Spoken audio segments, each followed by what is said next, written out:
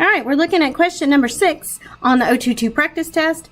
They have given you a quadratic trinomial right here, and then partially factored it, but didn't tell you what the factors are.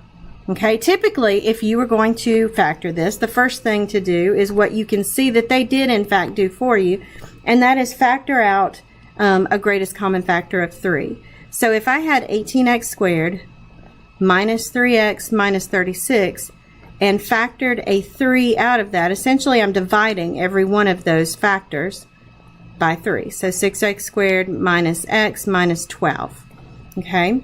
Now, normally when I factor this, what I would do is multiply the 6 and the 12, and that would give me a negative 72.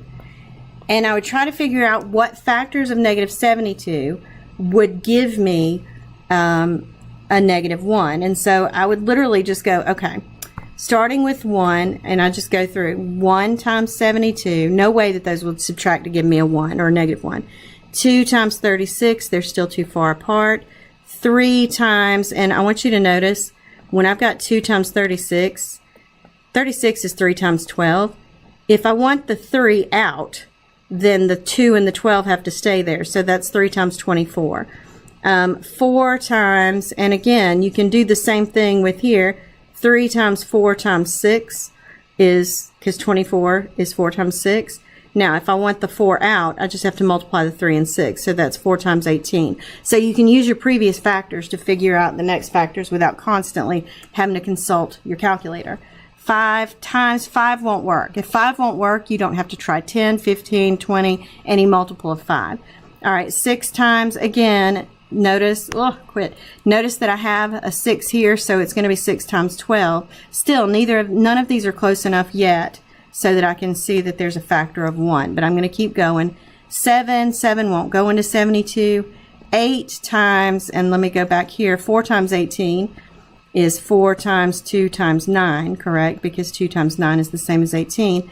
If I want 8 out, that would be 8 times 9. Those are my two factors. 8 times 9 are the two factors that will somehow give me a negative 1, and I know that the 9 would have to be negative. So typically how I would have done this is I would have written it like this: 6x squared plus 8x.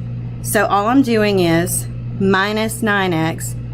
These two factors, they together are the same as this, but I know that they are factors of the 72, of the 12, and then minus 12. Then factoring by grouping, I would look to see what two, so I'm going to group these first two. What factors do they have in common? And in fact, I can take a 2 and an x out of both of those, and that would leave me 3x plus 4. Now I'm going to do the same thing and group these two. And first I want to know what factor do they have in common, and I can see they both have a negative 3. Okay, if I take a negative 3 from both of those, that would leave me with a positive 3x. And if I divide a negative 3 from the negative 12, that would give plus 4. Now I want you to notice that this is 3x plus 4, and this is 3x plus 4. They have a common binomial factor, which means you can take that out. So essentially, I'm going to take a 3x plus 4 out of that, and what that's going to leave is 2x minus 3. Okay, so 3x plus 4 and 2x minus 3, that means that you would put a 4 and a 3 right there. Now, I will tell you that when you already knew 3 and 2, you could have guessed and checked using the factors of 12. You could have said, well, I've got to multiply. Basically, if you list the factors of 12, it's 1 and 12, 2 and 6, 3 and 4. And you could have figured out that the only way that a negative 1 would get there is probably through a 3 or 4. And you could have tried it here, like 4 and 3, and that would have given you 6x squared minus 9x plus 12x minus 12. That's not right. And so then you could have flipped it. and tried, come on, eraser. Sorry, my computer's being extremely slow and mean.